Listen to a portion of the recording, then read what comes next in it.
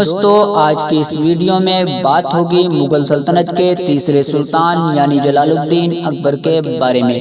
ہاں، اسی اکبر کے بارے میں کہ جسے مغل ہسٹری کا سب سے مہان راجہ مانا جاتا ہے۔ دوستو بھارت دیش میں مغل سلطنت کی بنیاد بھلے ہی اکبر کے دادا یعنی ظہیر الدین بابر نے رکھی تھی، لیکن مغل سلطنت کو مضبوط کرنے والے کا نام جلال الدین اکبر ہی تھا۔ اکبر نے اپنی زندگی میں مغل سلطنت کو بھارت دیش میں آدھے سے بھی زیادہ پر پھیلا دیا تھا اور اپنے مرنے سے پہلے اس قابل بنا دیا تھا کہ آنے والی کئی نسلوں نے اس پر راج کیا تھا۔ دوستو آج کی اس ویڈیو میں ہم جانیں گے کہ آخر اکبر کون تھا۔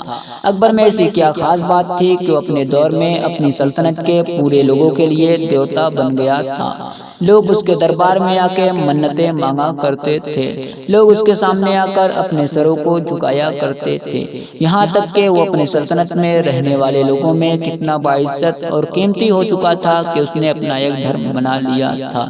ساتھ ہی ساتھ ہم جانیں گے کہ آخر ہلدی گھاٹی کے یدھ میں کیا ہوا تھا، کیونکہ آج بھی بہت سے لوگ ہلدی گھاٹی کے یدھ کے بارے میں بہت سی افواہیں پھیلاتے ہیں۔ کوئی کہتا ہے کہ ہلدی گھاٹی کا یدھ اکبر نے جیتا تھا، تو کوئی کہتا ہے مہارانا پرتاپ نے جیتا تھا۔ آج کی اس ویڈیو میں ہم آپ کو اس یدھ کی سچائی بتائیں گے۔ ویڈیو شروع کرنے سے پہلے بس میری آپ سے چھوٹی سی ریکویسٹ ہے کہ نئے آنے والے دوست چینل کو سبسکرائب کر کے ساتھ ہی میں بیل آئیکن کو بھی پریس کر دیں۔ دوستو اکبر کی پیدائش 15 اکتوبر 1542 کو عمر کوٹ کے علاقے میں اس وقت ہوئی تھی جب اکبر کے والد یعنی نصیر الدین ہمایوں شیر شاہ سوری کے ہاتھوں اپنا دہلی سلطنت کو گنوانے کے بعد جنگلوں میں بھٹک رہے تھے۔ اس وجہ سے اکبر کی پرورش اکبر کے چچا مرزا نے کی تھی، جو کامران علاقے کے گورنر ہوا کرتے تھے۔ اکبر کے بارے میں زیادہ تر اتہاسکار یہ مانتے ہیں کہ بچپن سے ہی اکبر بہت ذہین اور تیز تھا، لیکن اکبر کو پڑھنے لکھنے کا ذرہ برابر بھی شوق نہیں تھا۔ پڑھائی لکھائی سے اکبر ہمیشہ دور بھاگا کرتا تھا، لیکن ہنر مند اتنا تھا کہ اس نے 10 سال کی چھوٹی سی عمر سے بھی پہلے ہی اس نے تلوار بازی، نیزہ بازی، گھوڑ سواری جیسی چیزیں اچھی سی سیکھ لی تھی۔ چھوٹے سے عمر میں اس نے اپنے سے بڑے بڑے لوگوں کو کشتی میں چیلنج کیا کرتا تھا، اور حیرانی کی بات تو یہ ہے کہ ان بڑے بڑے لوگوں کو اکبر ہرا بھی دیا کرتا تھا۔ آخرکار 1555 میں اکبر کے والد یعنی ہمایوں نے سوری خاندان سے دوبارہ اپنا دہلی کی سلطنت کو چھین لیا تھا۔ جس وقت دہلی کی سلطنت کو ہمایوں نے دوبارہ سے حاصل کیا تھا اس وقت اکبر کی عمر صرف 13 سال تھی۔ ٹھیک اس کے 1 سال بعد ہی ہمایوں کی اپنی لائبریری کی سیڑھیوں سے گر کر موت ہو گئی تھی۔ جس وقت ہمایوں کی موت ہوئی تھی اس وقت اکبر کی عمر صرف 14 سال تھی۔ ہمایوں کی موت کے بعد مغل دربار میں رہنے والے لوگوں کو یہ ڈر ستا رہا تھا کہ کہیں مغل سلطنت میں بغاوت نہ ہو جائے، اور یقیناً یہ ڈر سچ ثابت ہوا۔ دھیرے دھیرے جگہ جگہ سے بغاوتیں اٹھنا شروع ہو گئی۔ ہمایوں کا ایک بہت بڑا وفادار سپاہی اور دوست تھا جس کا نام بیرم خان تھا۔ اس نے وقت کو دیکھتے ہوئے ایک صحیح فیصلہ لیا اور ہمایوں کے صرف 14 سال کے ایک ناسمجھ بیٹے یعنی اکبر کو اگلا سلطان بنا دیا۔ دوستو بھلے ہی اکبر کو خطرے کو دیکھتے ہوئے سلطان گھوشت کر دیا گیا تھا، لیکن اکبر ابھی بھی نہ سمجھ تھا۔ اس وجہ سے سلطان بھلے ہی اکبر بن چکا تھا، لیکن پوری سلطنت کو بیرم خان ہی چلایا کرتا تھا۔ سلطنت کا ہر حکم بیرم خان ہی جاری کیا کرتا تھا۔ اکبر صرف نام کا سلطان تھا، لیکن بغاوت کے جس خطرے کو دیکھتے ہوئے بیرم خان نے ایک چھوٹے سے عمر کے اکبر کو سلطان بنا دیا تھا، وہ خطرہ اکبر کے سلطان بننے کے بعد بھی نہیں ٹلا۔ وہیں سوری سلطنت کے جس سے چند دن پہلے ہی اکبر کے والد یعنی ہمایوں نے اپنی سلطنت کو واپس چھینا تھا، اسی سلطنت کے ایک ہندو سپہ سالار کے جس کا نام ہیمو تھا، اس نے بغاوت کر دی۔ وہ اپنی پوری فوج لے کر دہلی کی طرف روانہ ہوا۔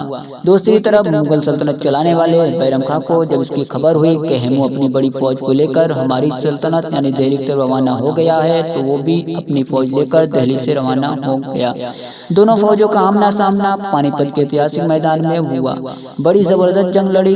شروع میں تو ایسا لگ رہا تھا کہ ہیمو کی فوج مغل فوج کو بڑی آسانی سے ہرا دے گی، لیکن پھر اچانک سے مغل سلطنت کی طرف سے چلایا ہوا ایک تیر ڈائریکٹ ہیمو کے جسم پر لگا، جس کی وجہ سے ہیمو کی موت ہو گئی۔ ہیمو کے سپاہیوں کو جب اس بات کی خبر ہوئی کہ ہیمو کی موت ہو چکی ہے تو انہوں نے پیٹ دکھا کر بھاگنا شروع کر دیا۔ اب اس طرح بیرم خان کی سپہ سالاری میں مغل سلطنت کو جیت حاصل ہوئی۔ کہا جاتا ہے کہ جس تیر سے ہیمو کی موت ہوئی تھی وہ تیر شاید اکبر نے ہی چلایا تھا۔ 1556 سے لے کر 1560 تک اکبر بھلے ہی شہنشاہ کی گدی پر بیٹھا رہا لیکن پوری سلطنت کو بیرم خان ہی چلاتا رہا۔ لیکن جب اکبر کی عمر 17-18 برس کی ہوئی، اکبر جب سمجھدار ہوا تو اکبر کو محسوس ہونے لگا کہ بیرم خان مجھے غلط طریقے سے کنٹرول کرنے کی کوشش کر رہا ہے، کیونکہ بیرم خان بہت سارے فیصلے ایسے جاری کر دیا کرتا تھا جس پر اکبر راضی نہیں تھا۔ اب ظاہر ہے کہ اکبر بھی سمجھدار ہو گیا تھا، اس لیے اب وہ بھی چپ بیٹھنے والا نہیں تھا۔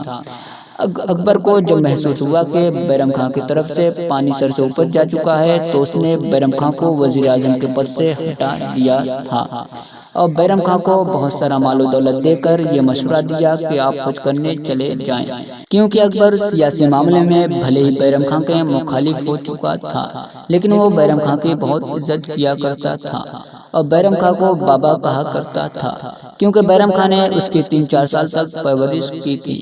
اکبر نے جب بیرم خان کو وزیر اعظم کا پوسٹ جتا دیا تو یہ بات بیرم خان کو بہت ناگوار گزری، کیونکہ بیرم خان یہ سوچتا تھا کہ اکبر ابھی بھی نادان ہے، اس لیے اس نے یہ عجیب سا فیصلہ لیا ہے۔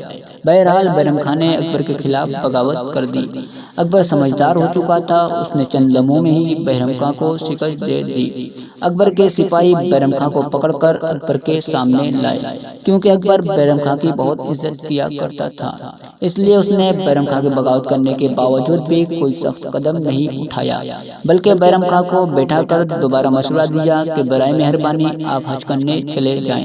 اس بار بیرم خان حج کے لیے روانہ ہو گیا، لیکن کہا جاتا ہے کہ راستے میں ہی ان پر کسی نے حملہ کر دیا تھا جس کی وجہ سے بیرم خان کی موت ہو گئی تھی۔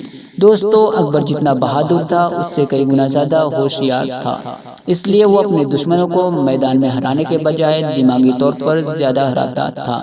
اس نے ہندوستان کے زیادہ تر علاقے اپنی طاقت کے ہی ذریعے جیت لیے تھے، لیکن جن علاقوں کے بارے میں اسے محسوس ہوتا تھا کہ وہ اسے طاقت کے ذریعے نہیں جیت سکتا تو ان علاقوں کو وہ سیاست کے ذریعے جیت لیا تھا۔ اس نے راجپوتوں کی ایک بیٹی جس کا نام جودھا بائی تھا اس سے شادی کر لی تھی، جس کی وجہ سے مہارانا پرتاپ کے علاوہ بہت سارے راجپوتوں نے اکبر کی بادشاہت قبول کر لی تھی۔ اکبر نے اپنے محلوں میں غیر مسلموں کو بہت بڑے بڑے پد دے رکھے تھے۔ اس کی سلطنت کے دور میں اس کے محل میں ہندو لوگ بہت بڑے بڑے پوسٹ پر تھے، یہاں تک کہ اکبر کی وہ خواب تھی جسے نورتن کے نام سے جانا جاتا ہے۔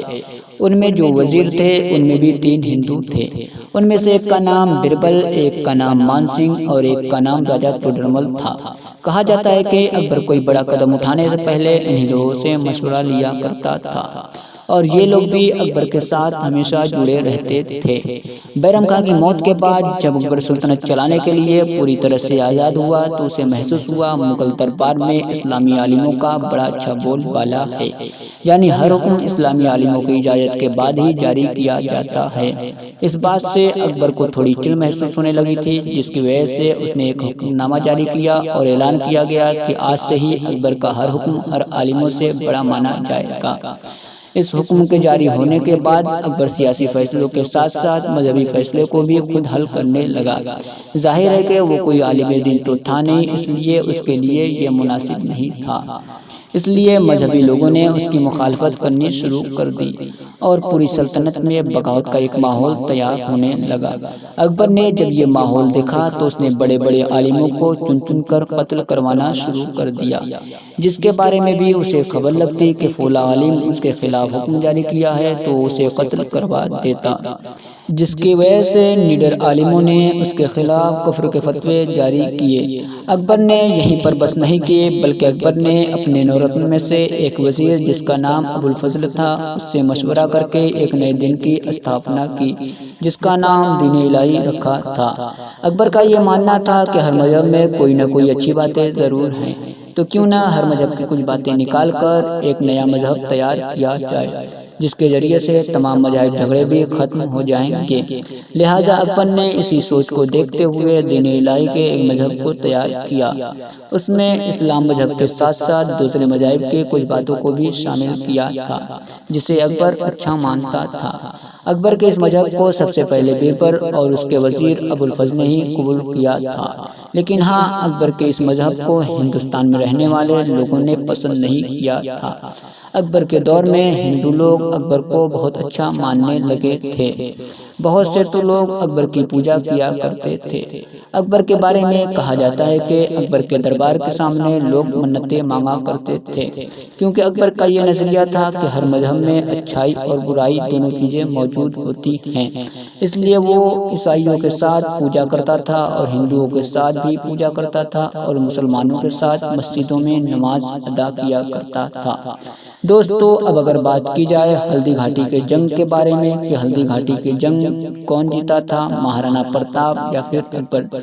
دوستو، جیسا کہ میں نے آپ کو شروع میں ہی بتا دیا تھا کہ مہارانا پرتاپ کے علاوہ ہندوستان کے سارے راجپوتوں نے اکبر کی بہادری اور ہوشیاری کو دیکھ کر اکبر کی بادشاہت کو قبول کر لیا تھا، لیکن مہارانا پرتاپ ایسے راجا تھے جو آخر تک اکبر کی بادشاہت ماننے کو تیار نہ تھے۔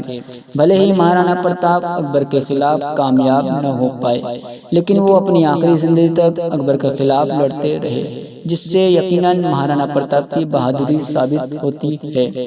دوستو، آج بہت سے لوگ ہلدی گھاٹی یدھ کو ہندو اور مسلم کے طور پر دیکھتے ہیں، لیکن سچائی اس کے بالکل الٹ ہے۔ آپ کو جان کر شاید تھوڑی حیرانی ہو کہ جس وقت مہارانا کی مغلوں سے جنگ ہوئی تھی اس وقت مغل فوج میں اکبر خود موجود نہیں تھا، بلکہ اکبر کی فوج اس وقت اکبر کے 9 خاص وزیروں میں سے ایک وزیر جس کا نام مان سنگھ تھا وہ لیڈ کر رہا تھا، جو مذہبی اعتبار سے ایک ہندو تھا۔ اس سے یہ بات تو کلیئر ہو جاتی ہے کہ اس جنگ میں دونوں فوجوں کے کمانڈر ہندو ہی تھے، جس سے ہندو اور مسلم کا سوال تو پیدا ہی نہیں ہوتا۔ اور دوسری حیرانی کی بات تو یہ ہے کہ جہاں ایک طرف مغل کی آرمی میں بہت سارے ہندو موجود تھے جو مہارانا پرتاپ کے خلاف لڑ رہے تھے، تو وہیں دوسری طرف مہارانا پرتاپ کی آرمی میں بھی کچھ مسلم موجود تھے، بلکہ مہارانا پرتاپ کی فوج میں تو حکیم خان جیسے بڑے بڑے سردار بھی موجود تھے، جو اس بات کو ثابت کرتا ہے کہ لڑائی ہندو اور مسلم کی نہیں تھی۔ لیکن ہاں، اگر بات کی جائے اس لڑائی کے نتیجے کے بارے میں تو یہ لڑائی مان سنگھ یعنی مغل فوج نے جیت لی تھی اور مہارانا پرتاپ کی اس جنگ میں ہار ہوئی تھی، اور اس ہار کے ساتھ ہی مغل راستے کی سب سے بڑی رکاوٹ یعنی مہارانا پرتاپ بھی ہٹ چکا تھا۔